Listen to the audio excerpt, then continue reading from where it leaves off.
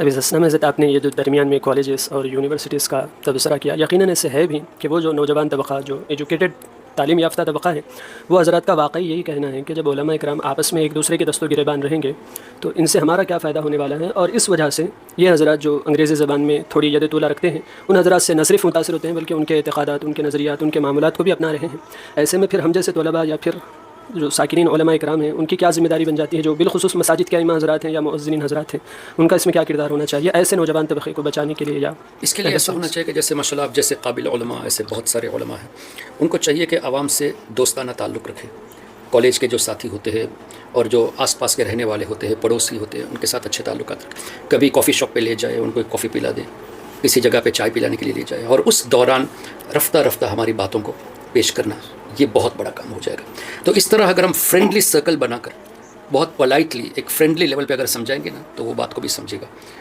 اچھا، ایک یہ طریقہ ہو گیا۔ دوسرا یہ طریقہ ہے کہ نوجوانوں کو ایسی کوشش کی جائے کہ ان کو چاہے 10 لوگ ہو، 20 لوگ ہو، ایون 5 لوگ ہو، اگر وہ پڑھنے کے لیے انٹرسٹڈ ہے، ان کو ہمارے عقائد اہل سنت کو بہت اچھے طریقے سے سمجھانے کی کوشش کریں۔ مثال کے طور پہ نبی پاک صلی اللہ تعالیٰ علیہ وسلم کا مبارک فرمان اس طرح، اوتیت مفاتیح خزائن الارض، جس کا مفہوم ہے کہ اللہ تعالیٰ نے مجھے زمین کے خزانوں کی چابیاں عطا فرما دی ہے۔ تو اب ہم ان سے یہ کہیں گے، دیکھیے قرآن کریم میں اللہ نے ارشاد فرمایا، قل اے حبیب آپ فرما دیجئے، لا اقول لکم عندی خزائن اللہ۔ اب ان لوگوں کا ترجمہ ہے کیسے پیش کرتے ہیں کہ میرے پاس تو خزانے ہیں نہیں۔ تو اب ہم ان کو یہ سمجھائیں گے کہ دیکھیے قرآن کریم میں یہ ہے کہ میرے پاس خزانے نہیں ہیں، اور اللہ حضور سے فرماتا ہے آپ کہہ دیجئے، جو ظاہر ترجمہ یہ لوگ پیش کرتے ہیں۔ لیکن بخاری شریف اور مسلم شریف میں حدیث موجود ہے کہ سرکار علیہ السلام نے فرمایا اللہ نے زمین کے خزانوں کی چابیاں، اور مفاتیح ایک چابی کا ذکر کیا، چابیاں، خزائن، خزانے تو پلورل ہیں، جتنے خزانے ہیں ان کی جتنی چابیاں ہیں سب اللہ نے میرے ہاتھ میں دے دی۔ تو یہ بظاہر کنٹراڈکٹ ہوا، تضاد ہوا۔ ایک جگہ تو حضور سے حکم تھا اللہ کا اکارڈنگ ٹو دم کہ آپ کہہ دو کہ میرے پاس خزانے نہیں، حالانکہ یہ ترجمہ نہیں ہے، میں ان کی طرف سے پیش کرتا ہوں، میرے پاس خزانے نہیں ہیں، یا حضور فرماتے ہیں میرے پاس خزانوں کی چابیاں ہیں۔ تب یہ ان سے کہیں گے کہ آپ یہ یا تو یہ مانو کہ حضور علیہ السلام قرآن کے خلاف گئے، اگر یہ مانو گے تو کافر ہو جاؤ گے، کیوں قرآن کے خلاف حضور علیہ السلام جا نہیں سکتے۔ اچھا، تو کیا یہ مانتے ہو کہ سرکار علیہ السلام اللہ کے حکم کو بھول گئے، لا اقول لکم عندی، یہ کہیں گے تو بھی قرآن کے خلاف جائے گا، کیوں اللہ نے فرمایا سنقرئک فلا تنسى الا ما شاء اللہ۔ اے حبیب ہم آپ کو ایسا پڑھائیں گے کہ آپ کبھی نہیں بھولیں گے، اور اگر بھول ہوئی تو بھی الا ما شاء اللہ، وہ اللہ کی مرضی سے ہوگی۔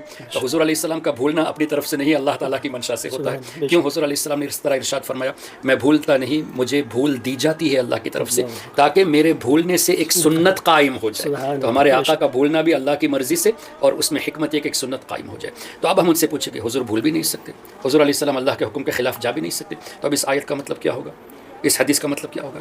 تو اب آئیے، لا اقول لکم عندی، میں یہ کلیم نہیں کرتا کہ جو میرے پاس خزانے ہیں اوتیت مفاتیح والی یہ میرے اپنے ہیں، یہ میں کلیم نہیں کرتا، یہ سب اللہ کا دیا ہوا ہے۔ بے شک تو اس طرح سمجھائیں گے نا کچھ باتیں، تو وہ سوچنے پر مجبور ہوں گے کہ ہاں ہم تو ان سے یہ سنے تھے، جبکہ حضور علیہ السلام قرآن کے خلاف جا نہیں سکتے تو حضور علیہ السلام نے ایسے کیسے فرمایا؟ اچھا، اگر یہ عقیدہ شرکیہ ہوتا تو امام بخاری کی بخاری شریف مت پڑھو، کیوں تمہارے حساب سے شرکیہ عقائد لکھنے والے کی کتاب پڑھنے کا حق کس نے دیا؟ امام مسلم کی مسلم شریف بھی مت پڑھو۔ تو اس طرح کے کئی ایگزامپلس دیے جا سکتے ہیں۔ تو نوجوانوں کو ایسی باتیں پولائٹ انداز میں بتائیں گے نا تو وہ سمجھے گا۔ اچھا، ایک طبقہ ایسا ہوتا ہے جن کو آپ سختی سے سمجھائیں گے تو سمجھے گا، جیسے ضدی ٹائپ کا ہوتا ہے، اور ایک طبقہ جیسے کالج اور یونیورسٹی اسٹوڈنٹس ہیں، ان کو پولائٹلی سمجھانا پڑتا ہے۔